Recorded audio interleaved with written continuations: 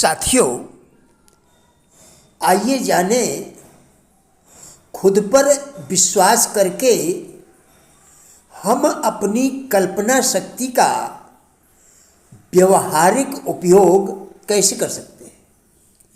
आज हम इसी विषय पर आपके साथ वार्ता करेंगे। कल्पना का व्यवहारिक उपयोग कैसे करें, इसका उत्तर खोजने के लिए हमें खुद पर विश्वास करना होगा। एक धर्म उपदेशक उत्साह में आकर अपने लिखित प्रवचन को घर पर ही भूलकर बाहर चला गया और इस भूल का तब तक उसे पता नहीं चल पाया जब तक वह अपने प्रवचन मंच तक नहीं पहुंच गया और प्रवचन शुरू करने के लिए तैयार नहीं हो गया था। जब उसे याद आया कि उसके पास प्रवचन से संबंधित नोट्स नहीं हैं, उसके पास नोट्स लाने के लिए वापस जाने के लिए बहुत देर हो चुकी थी। प्रवचन मंच पर पहुंचते ही मेरे अवचेतन मन ने आवश्यक सामग्री प्रदान कर दी। जब मैं अपने प्रवचन शुरू करने के लिए उठा, मैंने अपनी आंखें बंद कर ली और अपने सपनों के दिल और आत्मा से बोला। मैंने सिर्फ अपने दर्शकों से ही बात नहीं की, बल्कि मुझे गर्व है कि मैंने भगवान से भी बात की। उसने दर्शकों को बताया कि वांछित धनराशि यदि मेरे हाथों में रख दी जाती तो मैं एक महान शैक्षिक संस्थान के संगठन की योजना जो मेरे दिमाग में भी थी उसका वर्णन किया। इस शैक्षिक संस्था में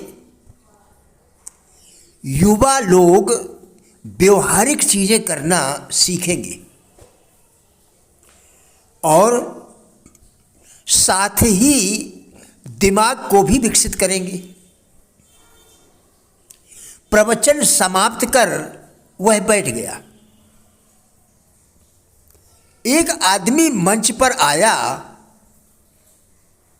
और बोला, शैक्षिक संस्थान के लिए जरूरी धनराशि मैं दूंगा।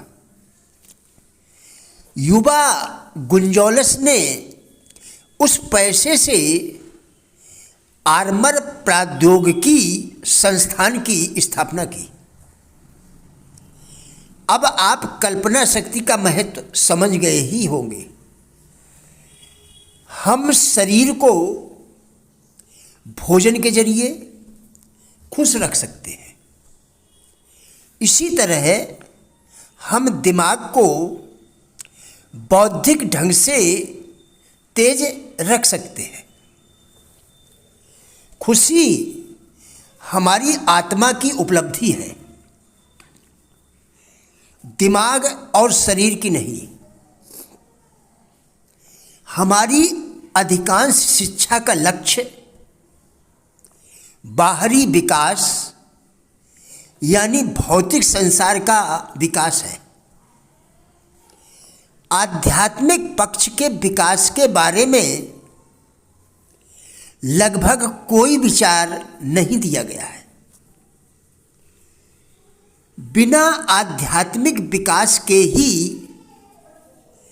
हम खुशहाल और भरपूर जीवन की उम्मीद करते हैं। ईश्वर ने जब मनुष्य की रचना की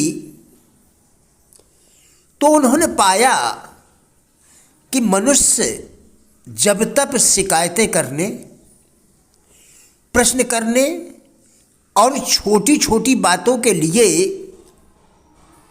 चला आता है,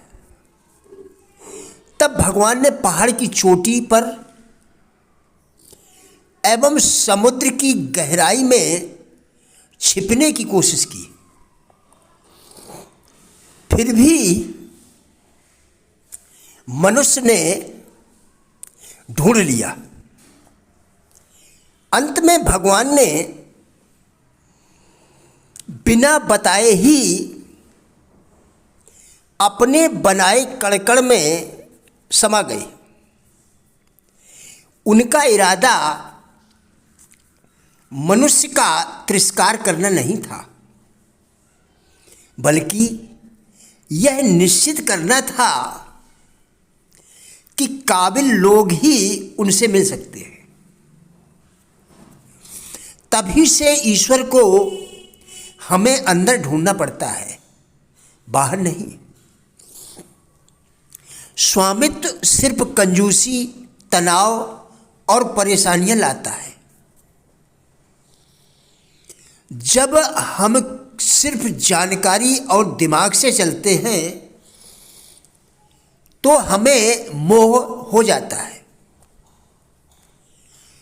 जब आप ज्ञान के साम्राज्य में प्रवेश करते हैं तब आप भौतिक सफलता प्राप्त करते हुए संत की तरह जीते हैं।